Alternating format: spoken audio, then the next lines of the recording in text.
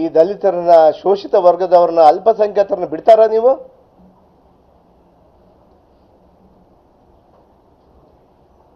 ಇವತ್ತು ನಾನು ಓಡಾಡ್ತೀನಿ, ಈ ರಾಜ್ಯದಲ್ಲಿ ನನಗಾಗಿರುವಂಥ ಅನ್ಯಾಯವನ್ನು ಎತ್ತಿ ಹಿಡಿತೀನಿ. ನಾನು ನನ್ನ ಪರಿಶಿಷ್ಟ ಪಂಗಡದ ಸಮಾಜದವರು 15 ಸ್ಥಾನಗಳಲ್ಲಿ ಕೂಡ ನಾನು ಓಡಾಡ್ತೀನಿ. ನನಗೆ ಮಾಡಿರುವಂಥ ಈ ಬಿಜೆಪಿ ದುಷ್ಟ ಶಕ್ತಿಗಳು, ಕೋಮುವಾದಿ ಪಕ್ಷದವರು ವಿನಾಕಾರಣ ಹಗರಣ ಇಲ್ಲದೇನೆ ಹಗರಣವನ್ನು ತಂದು ನನ್ನ ಮೇಲೆ ಕಟ್ಟಿ ತಾವು ನನ್ನ ತಲೆದಂಡನ್ನು ಮಾಡ್ತಿದ್ದೀರಲ್ಲ ಸ್ವಾಮಿ. ಶಂಭುಕ ಅಂದ್ಕೊಂಡಿದ್ದೀರಾ ನೀವು? ಪುರಾಣ ಕಾಲದ ಶಂಭುಕ ಅಲ್ಲ. ಲೋಕ ಕಲ್ಯಾಣಕ್ಕಾಗಿ ಮಾಡಿದಂಥ ತಪಸ್ಸನ್ನ ಶಂಭುಕ ಮಾಡ್ತಾ ಇದ್ದ, ಅವನ ತಲೆದಂಡ ಆಯ್ತು. ಆದರೆ ಇವತ್ತು ನಾನು ಶಂಭುಕ ಆಗ್ಲಿಕ್ಕೆ ನನ್ನ ತಯಾರಿಲ್ಲ ಸ್ವಾಮಿ. ನಾನು ಇಡೀ ದೇಶವನ್ನೇ ಈ ಹಿಂಬಾಗಿಲಿನಿಂದ ಬರ್ತಿರ್ತಾವು.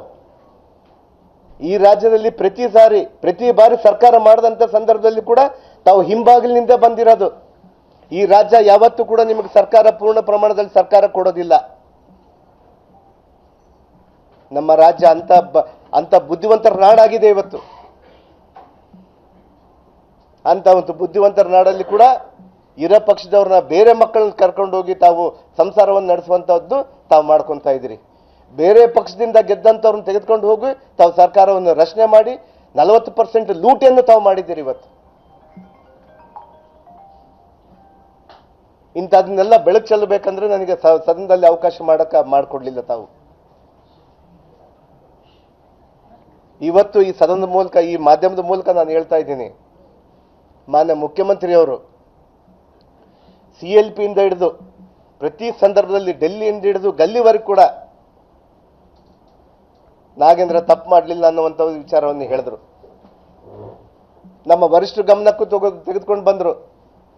ಆದರೆ ನನ್ನಿಂದ ಸ್ವಾಮಿ, ನನ್ನಿಂದ ನಮ್ಮ ಪಕ್ಷಕ್ಕೆ ಮುಜುಗರ ಆಗಬಾರ್ದು ಅನ್ನುವಂಥ ಕೇವಲ ಒಂದು ವಿಚಾರದಿಂದ ನಾನು ಇವತ್ತು ನನ್ನ ಸ್ವ ಇಚ್ಛೆಯಿಂದ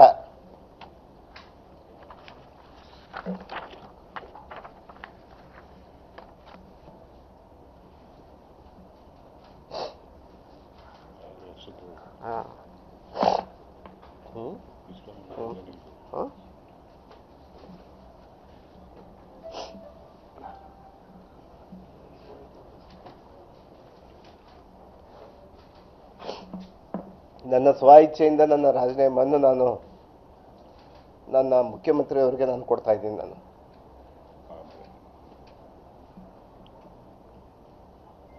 ಆದರೆ ನನಗೆ ವರಿಷ್ಠರಲ್ಲಿ ನನ್ನ ಇನ್ನೊಂದು ಮನವಿ ಇದೆ. ಇಲ್ಲೇ ವರಿಷ್ಠರಿದ್ದಾರೆ, ಇಲ್ಲಿ ಮುಖ್ಯಮಂತ್ರಿ ಹಾದಿ ಇಟ್ಕೊಂಡು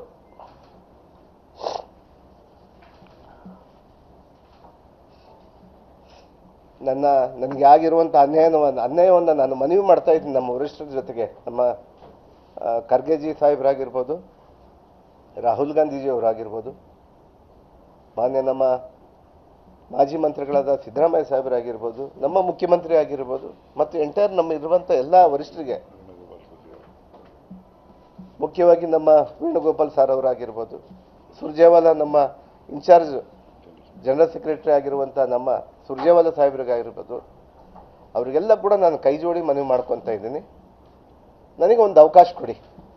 ಇದು ನನ್ನ ಬ್ಲ್ಯಾಕ್ ಮೇಲ್ ತಂತ್ರಗಾರಿಕೆ ಅಲ್ಲ. ನನಗೊಂದು ಅವಕಾಶ ಕೊಡಿ. ನಾನು ಮಂತ್ರಿ ಸ್ಥಾನಕ್ಕೆ ಅಲ್ಲ, ನನ್ನ ಶಾಸಕ ಸ್ಥಾನಕ್ಕೂ ನಾನು ತ್ಯಾಗ ಮಾಡ್ತೀನಿ. ಬನ್ನಿ ಅಖಾಡದಲ್ಲಿ ಹೋಗೋಣ ಅಂತ. ಇದೇ ಮನುವಾದಿಗಳಿಗೆ ನಾನು ಚಾಲೆಂಜ್ ಮಾಡ್ತಾ ಇದ್ದೀನಿ, ಸವಾಲನ್ನು ಎತ್ತಾ ಇದ್ದೀನಿ. ಬನ್ನಿ ಜನತಾ ನ್ಯಾಯಾಲಯಕ್ಕೆ ಹೋಗೋಣ ಅಂತ. ನನ್ನ ಶಾಸಕ ಸ್ಥಾನಕ್ಕೂ ನಾನು ರಾಜೀನಾಮೆ ಮಾಡ್ತಾ ಇದ್ದೀನಿ ಇವತ್ತು. ಬನ್ನಿ ತಾವು ಸೋಕಾಲ್ ಲೀಡರ್ಸ್, ಬಳ್ಳಾರಿ ಲೀಡರ್ಸ್ ಇದ್ದೀರಲ್ಲ ನೀವು, ಪಕ್ಕದಲ್ಲಿ ನಿಂತು ಆರೋಪಿಗಳು ತಾವು, ಆರೋಪದಲ್ಲಿಲ್ಲ, ಆರೋಪಿಗಳೇ ತಾವು. ತಮ್ಮ ತಂದೆ ಸೈನನ್ನು ಕೂಡ ಫೋರ್ಜರಿ ಮಾಡಿದ್ದಂಥವರು. ಸದನದಲ್ಲಿ ಎಷ್ಟು ಜನದ ಮೇಲೆ ನಿಮ್ಮ ಮೇಲೆ 420 ಕೇಸ್ಗಳಿದ್ದಾವೆ.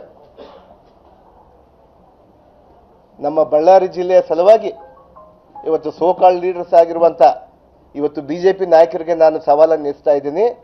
ಬನ್ನಿ ಸ್ವಾಮಿ, ಜನತಾ ನ್ಯಾಯಾಲಯಕ್ಕೆ ಹೋಗೋಣ. ಬನ್ನಿ, ನಾನಿವತ್ತು ರಾಜೀನಾಮೆ ಮಾಡಿ ಬರ್ತೀನಿ. ನಾನು ನಿನಗೆ ತಾಕತ್ತಿದ್ರೆ ನಮ್ಮ ಪಕ್ಷವನ್ನು ಎದುರಿಸ್ಲಿ, ನೋಡ್ತೀವಿ ನಾವು. ನಮ್ಮ ಕಾಂಗ್ರೆಸ್ ಪಕ್ಷವನ್ನು ಎದುರಿಸ್ರಿ.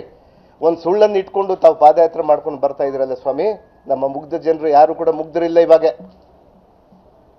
ತಮ್ಮ ಗೊಡ್ಡು ಬೆದರಿಕೆಗೆ ಯಾರು ಬೆದರೋದಿಲ್ಲ. ಇವತ್ತೇನು ಇನ್ನೊಂದು ಕೇಸ್ ಮಾಡ್ಬೋದು ನನ್ನ ಮೇಲೆ, ಇಡಿ ಸಿಬಿಐ ಮತ್ತೆ ಬಿಡ್ಬೋದು ಅವರು. ಎದುರಲ್ಲ ಸ್ವಾಮಿ. ನನ್ನಂತ ನಾಗೇಂದ್ರಗಳು ಲಕ್ಷ ಜನ ಇದ್ದಾರೆ ನಮ್ಮ ಬಳ್ಳಾರಿಯಲ್ಲಿ. ಬನ್ನಿ ನೋಡೋಣ ಅಂತ.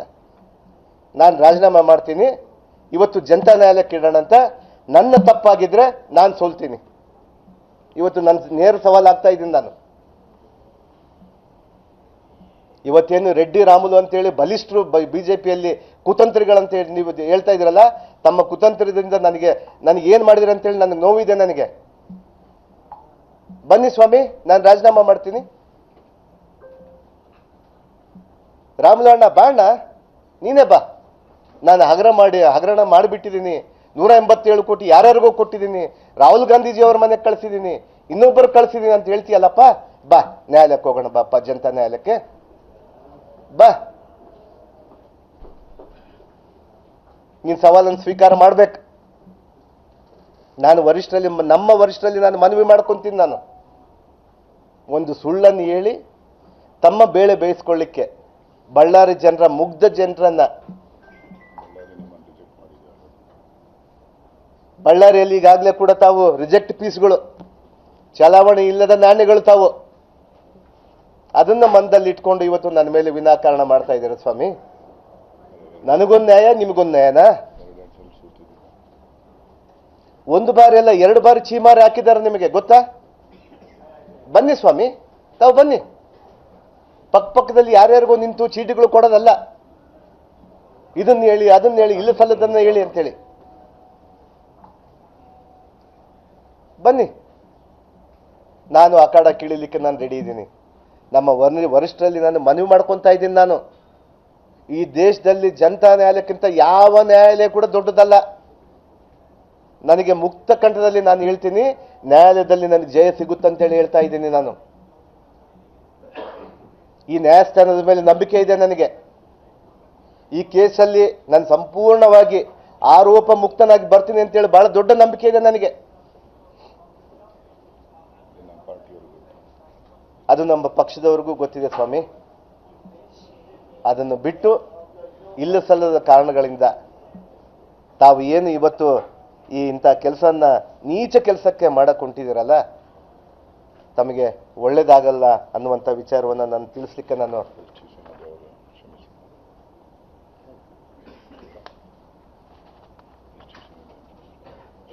ಈಗಾಗಲೇ ಕೂಡ ನನ್ನ ಸಮುದಾಯದಲ್ಲಿ ಪರಿಶಿಷ್ಟ ಪಂಗಡದ ವಾಲ್ಮೀಕಿ ಜನಾಂಗದಲ್ಲಿ ನನ್ನ ವಿಲನ್ ಮಾಡಕ್ಕೆ ಹೊಂಟಿರೋ ಸ್ವಾಮಿ.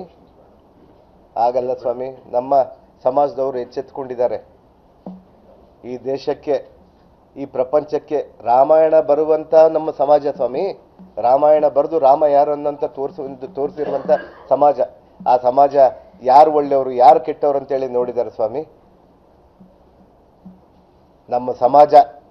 ನಮ್ಮ ಸಮಾಜದಲ್ಲಿ ನಮ್ಮನ್ನ ತಾವು ಕುತಂತ್ರಗಳಿಂದ ಮುಗಿಸ್ಲಿಕ್ಕೆ ಸಾಧ್ಯನೇ ಇಲ್ಲ, ಸಂವಿಧಾನ ಇರೋವರೆಗೆ ಅನ್ನುವಂಥ ವಿಚಾರವನ್ನು ತಿಳಿಸ್ತೀನಿ ನಾನು. ಅದರ ಜೊತೆಗೆ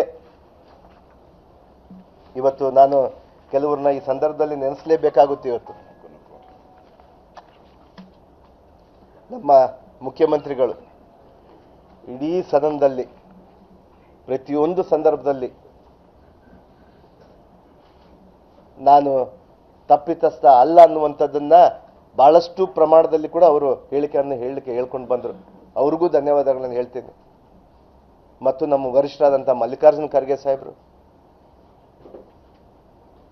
ಮತ್ತು ನಮ್ಮ ವೇಣುಗೋಪಾಲ್ ಸಾಹೇಬರು, ರಾಹುಲ್ ಗಾಂಧೀಜಿಯವರು, ಸುರ್ಜೇವಾಲಾ ಅವರು